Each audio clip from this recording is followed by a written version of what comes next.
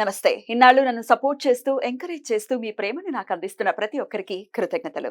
అలాగే ఈ వీడియో కూడా ఖచ్చితంగా మీకు ఉపయోగపడుతుంది. లైక్, షేర్ అండ్ సబ్స్క్రైబ్ చేసి మీ సపోర్ట్‌ని నాకు అందించండి. అలాగే ఈ వీడియో పట్ల మీకున్న అభిప్రాయాన్ని కామెంట్ సెక్షన్‌లో కామెంట్ చేసి తెలియజేయండి. ఇప్పుడు వీడియోని చూద్దాం. జ్యోతిష్య శాస్త్రం ఒక అద్భుతం. వేదాంగమైన జ్యోతిష్య శాస్త్రం అనేటువంటిది మానవ జీవన గమనానికి ఒక వరం. జ్యోతిష్య శాస్త్రం నీ జీవితంలో వెలుగునింపే ఒక భాష. ఆ భాష నీకు అర్థమైతే ప్రకృతి నీతో మాట్లాడుతుంది. అస్ట్రాలజీ నేర్చుకోవాలి అనుకునే వారికి అద్భుత అవకాశం. మురళీధర శర్మ గారి అస్ట్రాలజీ క్లాసెస్ అతి త్వరలో మొదలు కాబోతున్నాయి. 100% జాబ్ గ్యారంటీ. వివరాల కొరకు సంప్రదించండి. నమస్తే, వెల్కమ్ టు అవర్ ఛానల్. నేను పద్మిని. ప్రస్తుతంతో పాటు ప్రముఖ ఆధ్యాత్మికవేత్త, జ్యోతిష పండితులు, అమ్మవారి సేవకులు, దత్త గణపతి ఉపాసకులు మురళీధర శర్మ గారు మనతో పాటు ఉన్నారు. మాట్లాడదాం. మురళి గారు నమస్తే అండి. మహాదేవ. సార్, శ్రావణ మాసం మొదలైపోయింది. శ్రావణ మాసంలో మొదటి శుక్రవారం అత్యంత వైభవంగా నాగపంచమి జరుపుకునేటటువంటి భాగ్యాన్ని కల్పిస్తోంది ప్రకృతి అని చెప్పుకోవచ్చు. ఎందుకంటే ఆ రోజు పంచమి తిథి ఉంది. గరుడ పంచమిగా కూడా జరుపుకుంటూ ఉంటాం మనము. మరి ఈ నాగపంచమిని లేదా గరుడ పంచమిని ఎలా జరుపుకోవాల్సి ఉంటుంది? తప్పకుండా మొదటి శుక్రవారం, మొదటి సోమవారము అవును, స్టార్ట్ అయింది కనుక శుక్రవారము. ఏం సిగ్గుపడుతున్నారు? ఏం లేదు మేడం, చెప్పండి. మీ పెళ్లి రోజా? కాదు కాదు, ఆగస్టు 5వ తారీఖు సోమవారం నుండి కరెక్ట్ గా శ్రావణ మాసం మొదలవుతుంది. ఆ రోజు నా బర్త్డే. బర్త్డే నా happy birthday in advance. Cute. నేను ఏమిటా అనుకుంటున్నా, చెప్పకుండా నవ్వుతున్నారేంటి? అయితే మొదటి సోమవారము 5వ తారీఖు నుంచి మొదలు. 9వ తారీఖు వచ్చేసి మనకు శుక్రవారం ప్రారంభము. మరి మొదటి శుక్రవారం రోజే ఈ గరుడ పంచమి, నాగ పంచమి.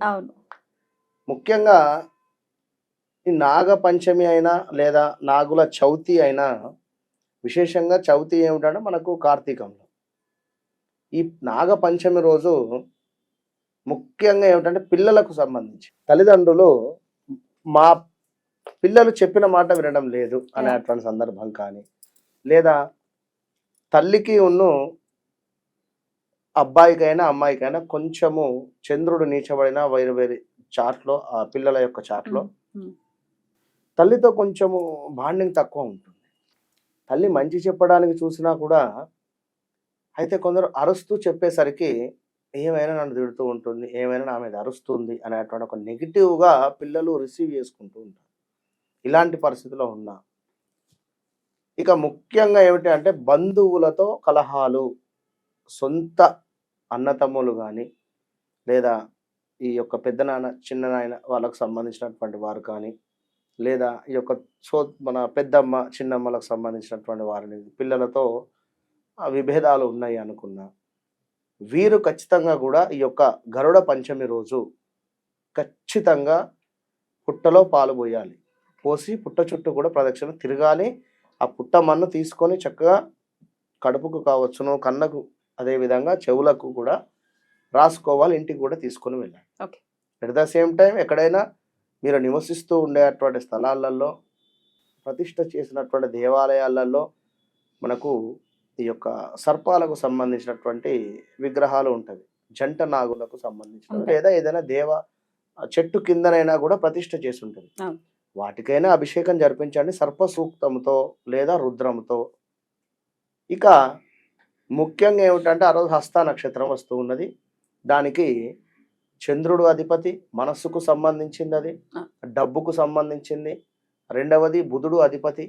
ఎవరైతే వాక్చాతుర్యం, మార్కెటింగ్ రంగం కావచ్చును, అదేవిధంగా బిజినెస్ రంగం కావచ్చును, నూతనంగా బిజినెస్ స్టార్ట్ చేయాలి అనుకున్నా, లేదా మా బిజినెస్ అభివృద్ధి చెందడం లేదు అనుకున్నా, మా బిజినెస్ను విస్తరించుకోవాలి అని అనుకునేటువంటి వారు కానీ, పిల్లలకు మాటలు సరిగ్గా రావటం లేదు అని అనుకునేటువంటి వారు కానీ విన్నారా, లేదా ఈ యొక్క మేనమామలు కానీ, ఈ యొక్క ఆ రిలేషన్లో ఏమైనా డిస్టర్బెన్స్ ఉన్నా, బుధుడు మేనమామలకు కారకుడు కనుక ఈ రిలేషన్స్ ఏమైనా డిస్టర్బెన్స్ ఉన్నా, పిల్లలు ఏదో తరబడుతూ మాట్లాడుతూ ఉన్నా, లేదా మీకు సర్పదోషాలు ఉన్నా, లగ్నాతు రాహు కానీ సప్తమాతు కేతువు కానీ, లేదా కొన్ని స్థానాలలో 12వ స్థానం అయినా లేదా పంచమ భావంలో ఉన్న పీసీఓడి, మెయిన్ గుర్తుంచుకోండి, పీసీఓడి ప్రాబ్లం ఉన్నా, మీరు ఖచ్చితంగా కూడా ఈ యొక్క గరుడ పంచమి రోజు 100% కూడా సర్ప సూక్తంతో అభిషేకం నిర్వహించుకోండి. నిర్వహించుకున్న తర్వాత ఆ యొక్క తీర్థాన్ని ఖచ్చితంగా కూడా స్వీకరించండి. లేదా ఎవరిదైతే హస్త నక్షత్రం ఉందో హస్త నక్షత్రం వారు ఖచ్చితంగా ఆ రోజు మీ నక్షత్ర జపం చేయించుకోండి. ఒక 1000 సార్లన్నా జపం చేయించుకోండి. ఒక 500 ఇస్తే సరిపోతుంది. యథాశక్తి జపే వినియోగ అని చెప్పి మీ నక్షత్రము ఆ నక్షత్రం కనుక అంటే కొంత అనుకున్న పనులు అవ్వటం లేదు అన్న, హెల్త్ ఇష్యూస్ ఉన్నా, ఇలాంటి వారు ఆశ్లేష నక్షత్రం వారు కూడా ఆశ్లేష నక్షత్రం వారు కూడా మీరు ఈరోజు మీ నక్షత్ర శాంతి కానీ ఆశ్లేష బలి కానీ లేదా ఆశ్లేష నక్షత్రానికి సంబంధించింది కానీ ఏమైనా చేసుకున్నట్టయితే ఎక్సలెంట్ రిజల్ట్ ఉంటుంది. ఎందుకంటే 1 ఇయర్కి ఒకసారి వచ్చేటువంటిది కనుక దీనిని కరెక్ట్గా కూడా మీరు యూజ్ చేసుకునేటువంటి ప్రయత్నం చేయండి. ముఖ్యంగా వ్యాపారస్తులకైతే ఈరోజు ఖచ్చితంగా సర్పసూక్తంతో అభిషేకం చేసుకోండి, లేదా సుబ్రహ్మణ్యేశ్వర స్వామినికైనా అభిషేకం చేసుకోండి. ఇవేమీ లేవు మా దగ్గర అనుకున్న సుబ్రహ్మణ్యేశ్వర స్వామి భుజంగ స్తోత్రం కానీ సుబ్రహ్మణ్యేశ్వర స్వామి అష్టకం కానీ చదువుకోండి ఇంట్లో. ఏదో ఒక రకంగా ఖచ్చితంగా భగవంతుడు మీరు ఎక్కడున్నా చూస్తూ ఉంటాడు కనుక ఈ గరుడ పంచమి రోజు ఖచ్చితంగా మీరు ఈ విధమైనటువంటి పూజలు నిర్వహించుకొని మంచి ఫలితాన్ని పొందండి. ముఖ్యంగా ఎవరైతే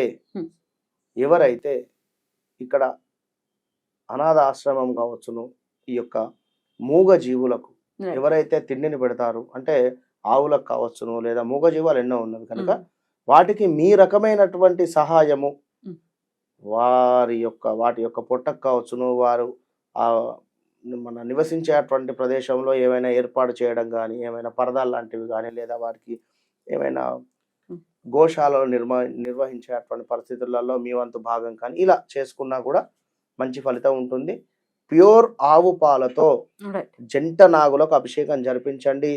పుట్టలో పాలు పోసినట్టయితే ఖచ్చితంగా కూడా నవనాగులు కానీ 12 నాగులకు సంబంధించి కూడా మంచి అంటే నిజమైనటువంటి పాములు అవి స్వీకరిస్తవి ఖచ్చితంగా. ఎందుకంటే ఎంతో మంది కూడా చెప్తూ ఉంటారు కనుక మన పాము పాలు ఎక్కడ తాగుతుంది, అందులో ఎందుకు పోయడము, అవి ఇవి అని చెప్పి మాట్లాడుతూ ఉంటారు. కానీ మనము వాటికి కనెక్ట్ అయ్యేటువంటి పరిస్థితి ఖచ్చితంగా పుట్టమన్ను మాత్రం మోస్ట్ పవర్ఫుల్. ఎందుకంటే పాములు తిరిగేటువంటి ప్రదేశము అవి తిరిగి ఉంటాయి కనుక అవి తిరిగినటువంటి ఆ ప్రదేశంలో ఆ యొక్క మట్టిని మనం స్వీకరించుకుంటున్నాం. అది మంచి రిజల్ట్ ఉంటుంది. రైట్, అలా ఉండాలి. గరుడ పంచమిని ప్రతి ఒక్కరూ వినియోగించుకోవాలి. అలాగే నాగపంచమిని యావత్ దేశ ఆ సుబ్రహ్మణ్యేశ్వర స్వామి అనుగ్రహం ఇవన్నీ చేస్తే డెఫినెట్ గా సుబ్రహ్మణ్యుడి అనుగ్రహం ఉంటుంది. కాబట్టి ఆయన అనుగ్రహం పరిపూర్ణంగా ఉండాలని మనస్ఫూర్తిగా కోరుకుంటూ కృతజ్ఞతలండి. నమస్కారం. మహాదేవ.